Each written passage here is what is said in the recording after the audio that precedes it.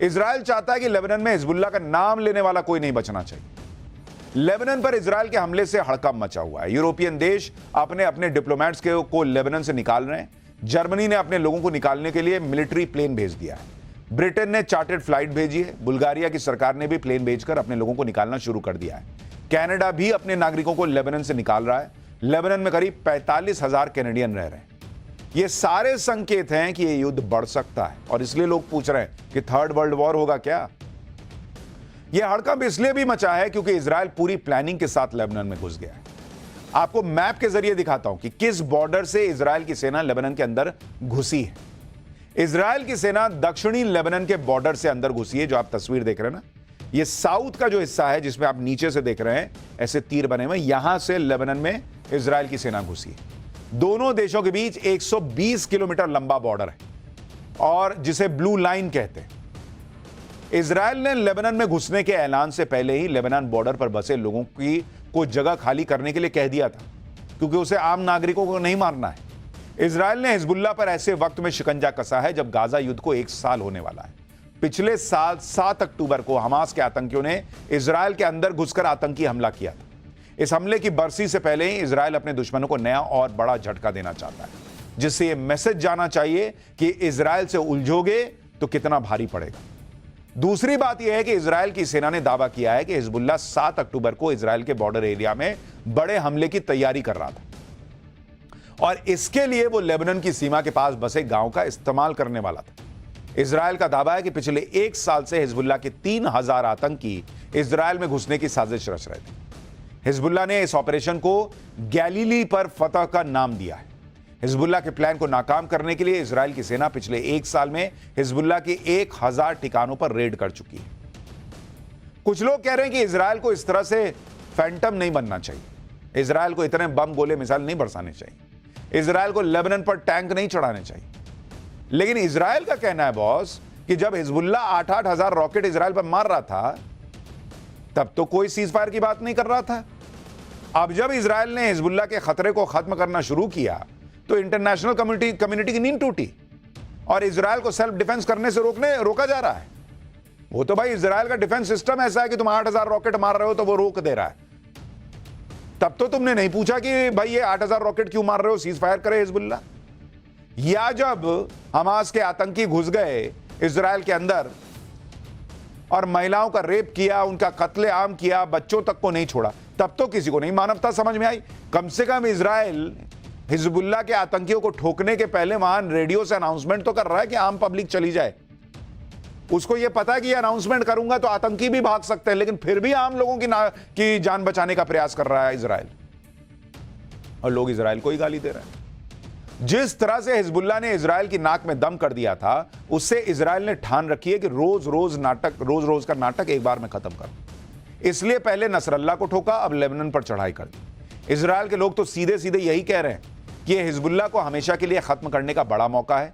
यह मौका हाथ से जाने नहीं देना चाहिए। दुश्मन जब कमजोर हो गया हो तो उसी वक्त अगर मौका मिले तो उसे पूरी तरह से खत्म कर देना चाहिए, और इजराइल ऐसा ही कर रहा है। इजराइल की पब्लिक तो बम बम है। हिजबुल्ला को जिस तरह से इजराइल की सेना ने ठोका है, उससे इजराइल की सरकार से लेकर विपक्ष और जनता सभी जोश में। वहां भारत की तरह नहीं होता कि सरकार कुछ करे तो विपक्ष टांग खींचने लगे, सबूत मांगने लगे। सेना कुछ करे तो यहां पर सबूत मांगने की बातें होने लगे। इजराइल में यह सब नहीं होता। वहां सबकी एक राय है, वहां सब यही चाहते हैं कि इजराइल की सेना ने जो काम शुरू किया वो रुकना नहीं चाहिए। इसलिए इजराइल हिजबुल्ला के फाइनल डिस्ट्रक्शन के इरादे के साथ उतर गया है। भाई उसको पता है पब्लिक सपोर्ट कर रही है, ऑपोजिशन सपोर्ट कर रहा है। हमारे यहां तो ऑपोजिशन ही खड़ा हो जाता है सबसे पहले, ये क्या कर रहे हैं मोदी जी। इजराइल जानता है कि यही मौका है हिजबुल्ला को नेस्तनाबूद कर देने का, क्योंकि इजराइल हिजबुल्ला को ऐसा मौका नहीं देना चाहता कि हिजबुल्ला फिर से रीग्रुप होकर अपनी ताकत बढ़ा ले। इजराइल यह भी जानता है कि नए हमलों से हिजबुल्ला भले कमजोर हो गया, लेकिन हिजबुल्ला के पास अब भी हथियार हैं। हिजबुल्ला अब भी खतरनाक है, और इसलिए इजराइल का प्लान है कि यही समय है कि हिजबुल्ला की पूरी तरह से कमर तोड़ दो, जिससे वो फिर से खड़ा ही ना हो पाए। इस समय लेबनान के बॉर्डर पर इजरायली सेना की जो नॉर्दर्न कमांड लगी हुई है, वो भी लगातार कामयाबी से जबरदस्त जोश में। इजराइल का मानना है कि लेबनान में घुसकर कम से कम हिजबुल्ला को लितानी नदी के पार तक खदेड़ा जाएगा, और लेबनान बॉर्डर के पार इजराइल ऐसा बफर जोन बना दे जिससे हिजबुल्ला इजराइल पर हमला ही ना करने पाए। जिस लितानी नदी पर इजराइल की नजर है वो कहां है, मैप के जरिए आपको बताता हूं। इसमें ये जो आप देख रहे हैं नीला हिस्सा, वो लितानी नदी का मार्ग आपको दिखाया हुआ है। लितानी नदी इजराइल लेबनान बॉर्डर के पास से निकलती है और ईस्ट से वेस्ट की तरफ बहती है। लितानी नदी के एक तरफ लेबनान है, दूसरी तरफ बफर जोन है।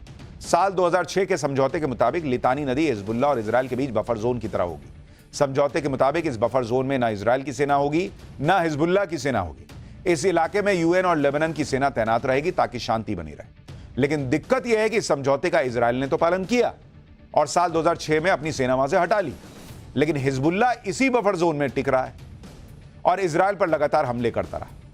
तो ऐसे लोगों पर आप क्या भरोसा कीजिएगा। अब इजराइल चाहता है कि यूएन के समझौते के मुताबिक हिजबुल्ला इस बफर जोन को खाली करे, नहीं तो इजराइल उसे छोड़ेगा नहीं। मतलब तुम एरिया छोड़ो, नहीं तो हम तुमको नहीं छोड़े।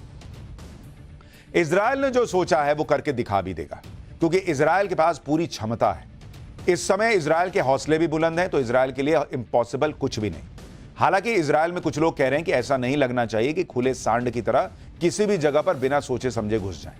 हर तरह के खतरे का अंदाजा लगाकर ही ऐसा करना चाहिए। इसलिए इजराइल यह भी देख रहा होगा कि हिजबुल्ला के सबसे बड़े हिमायती ईरान की आने वाले दिनों में क्या चाल होगी। इजराइल यह भी देख रहा होगा कि क्या हिजबुल्ला के पास इतनी कैपेसिटी बची है कि वो इजराइल के हमलों का जवाब दे सके। इजराइल को पता है कि अगर हिजबुल्ला के पास थोड़ी भी ताकत बची होगी तो देर सवेर हिजबुल्ला पलटवार करेगा। इसलिए इजराइल में 1000 से ज्यादा लोगों के पब्लिक प्लेस में इकट्ठा करने पर या होने पर रोक है, खास तौर पर नॉर्थ के इलाके में जो लेबनान से जुड़ा है, जिससे अगर कहीं कोई अटैक हो तो लोगों की जान पर कोई खतरा ना आए। इजराइल ने एक साथ 2 फ्रंट पर लड़ाई खोल दी। एक तरफ गाजा और हमास है, दूसरी तरफ लेबनान और हिजबुल्ला।